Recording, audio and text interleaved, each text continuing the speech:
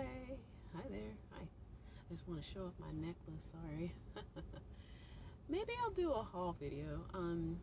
This is a beautiful necklace. But anyway, I wanted to respond to Klye Cease's video. I hope I'm pronouncing his last name correctly, but I do subscribe to his channel, and I like the way he thinks. So he recently did a video called "Calling in Sad." Okay, and so his video is a part of his series, and he has callers, or I guess people call in or email in comments or questions. And there was this woman who expressed how she is feeling lost and detached in the world, and his response is, you know what, your emotions are valid. I mean, that's basically what he was saying. We are in a time, and I think this time is moving on, but we are in a time where people, if we want to label it, toxic positivity, yeah, where people say good vibes only, you know, that kind of thing, or spiritual bypass. Yes, spiritual bypass, meaning you are trying to get past your emotions that make you feel bad. But I say this, I took some notes. One of the things I say is that in order to be happy, you've got to know what sadness is like. To appreciate the joy in life, you've got to know the sadness and the regret and the shame and the lostness. It's necessary. No spiritual bypass to that. I like how he made the comparison, Kyle, that is, made the comparison of our emotions like being sick, like having the flu. If we treated our emotions more like having the flu, I think a lot of us would, I don't know, be better off in the world. Instead of shoving down our emotions or numbing ourselves.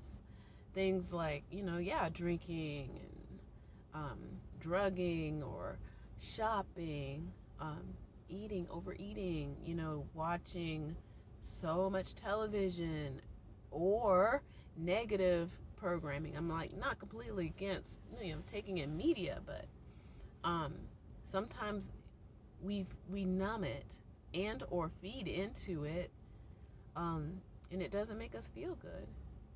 And it's like this endless cycle of re-injuring ourselves to continue on this emotional hurt, you know? So again, I'm looking at my notes here. So yeah, emotions are like a type of sickness, but that doesn't mean to push them away. It means to dig deep, figure out what is causing this. What is causing this? Why am I feeling this way? That's the inner work.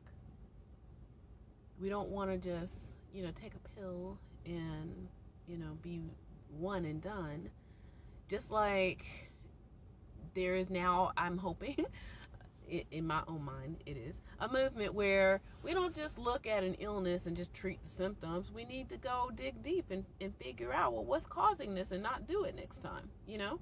So if your stomach hurts, you know, instead of drinking Pepto or whatever, find out why does your stomach hurt and don't do it again. That way you don't have to treat the symptoms of why your stomach hurts. Or if you have a headache, again, why popping a lot of pills when really, if you figure out what caused the headache, don't do it anymore, you know? Same for emotions. Not to say, again, I'm not saying spiritual bypass, not to numb them, explore with them, sit with them. I still teach elementary school, and one of the things we do is we let children have their emotions. That's a part of their experience. This is part of all of our experience. It's only when we've learned to go into society and pretend like we don't have feelings. And yeah, there are situations where you kind of have to, put the thing on and do what you have to do. But be aware of your emotions. So one of the things we do with the kids is if they're feeling sad for some reason, they are allowed to sit with their sadness. They must identify their sadness, and they can sit with their sadness until it passes, And I don't think adults do that. Again, we overeat, or we shop, or we drink, or we smoke, or we argue with other people and pretend like it's all them, it's all them. But no, we need to explore within. Why? Why is it bothering you? Why are you with this? Or if you're not sure at all, sit with it. Take care of yourself. Explore, That's inner work. And yeah, it's not easy, Just want to make sure I get all my notes in. But yeah, we don't want to numb ourselves. Kyle's right. It's like, I really do wish, I'm with him on this sentiment where I wish we could call in a mental health day. Just like, and that's the other aspect of it, because emotions can be contagious. If you come in with a bad attitude, and depending on who you're around, you're putting your bad attitude on other people. It is contagious. It can be. Okay? It can be. Especially if you don't know why you're feeling this way.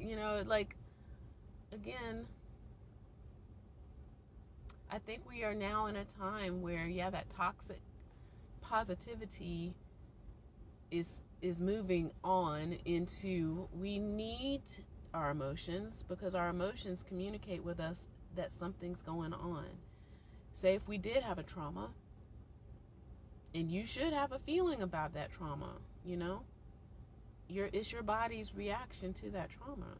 And once trauma's over, maybe in later times you're going to have a trigger from that trauma that reminds you of the trauma, and it's going to bring up the emotions.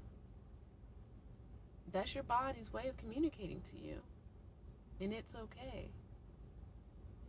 Just like with a headache, it's your body's way of saying, hey, can you give me more water because I'm dehydrated, and because I'm dehydrated now, I'm going to make your head hurt. Or, hey, instead of drinking Pepto because your stomach's upset, can you really look at what kind of food you're actually eating? It's like, my stomach is not agreeing with this, so can you stop doing that? So your emotions are trying to communicate to you, okay? Do that inner work, y'all. Please like and subscribe. Share if you feel inspired by what I have to say.